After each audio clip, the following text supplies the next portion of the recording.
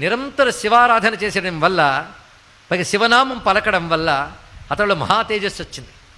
అందుకే గ్రహదోషంబులు దుర్నిమిత్తములు నీ కళ్యాణ నామంబు ప్రత్యహమున్ పేర్కొను ఉత్తమోత్తముల బాధింపగా నోపునే దహనున్ కప్పగజాలునే శలభ సంతానంబు నీ సేవ చేసి హతక్లేశులు కారుగాక జనముల్ శ్రీకాళహస్తీశ్వర అంటారు దుర్జటి మహాకవి.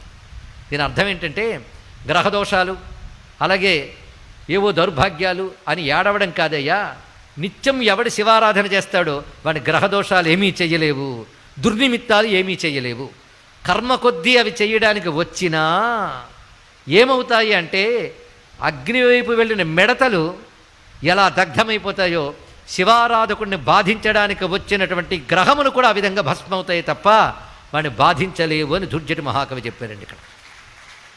అంతే కదా, అలాంటి వాడి మీద ప్రతికూలాలు ప్రయోగించిన అనుకూలంగా మార్చేస్తాడు.